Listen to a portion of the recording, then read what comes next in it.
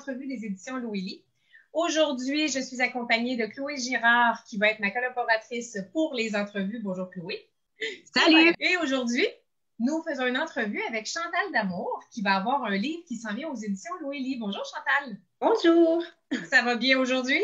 Oui, ça va très bien. Contente d'être avec vous.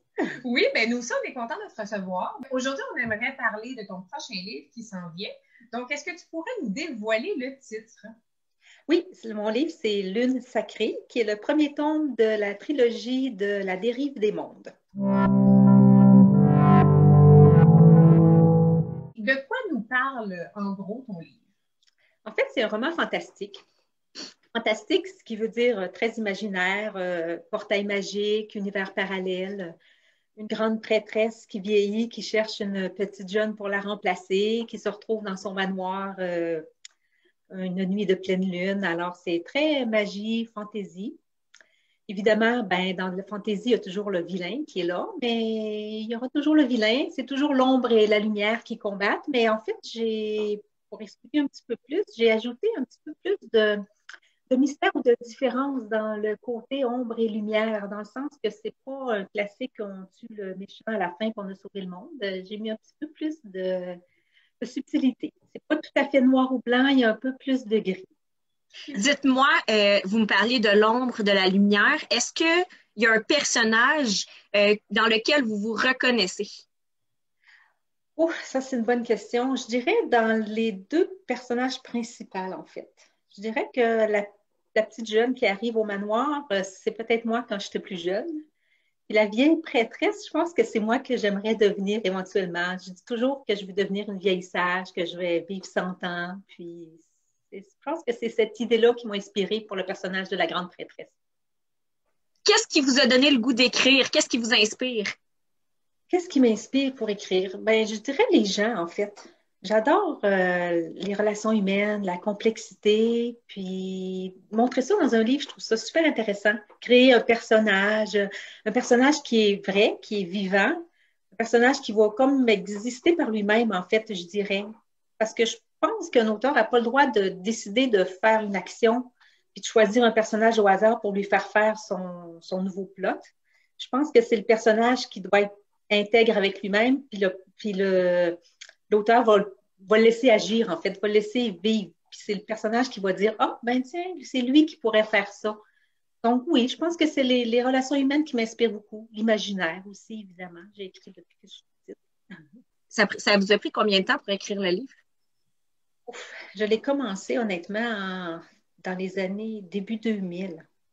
J'avais commencé à l'écrire avec pas trop de plans, l'imaginaire, la fantaisie, les univers parallèles. J'avais créé les mondes.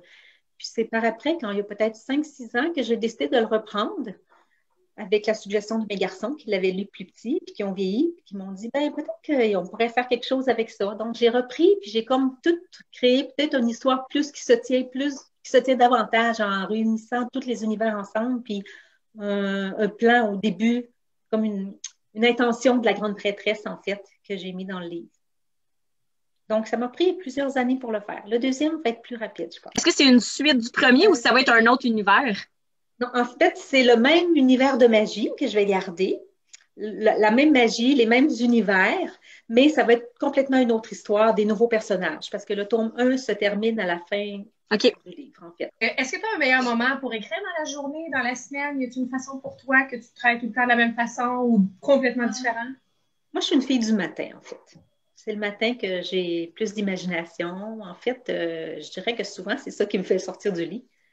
Parce que je me réveille, je pense à mon histoire, où je suis rendue, qu'est-ce que j'ai écrit. Puis là, tout à coup, il y a une idée qui jaillit. Puis là, c'est comme, ouf, je sors du lit, je m'en vais écrire. Le soir, je suis beaucoup plus fatiguée. Par contre, en me couchant, des fois, c'est ça qui m'endort. C'est pas parce que mon histoire est plate, je pense. Mais parce que je réfléchis à qu'est-ce qui va se passer d'autre. Puis là, je suis dans mes réflexions. Puis je finis par m'endormir avec les idées qui m'arrivent pour le livre.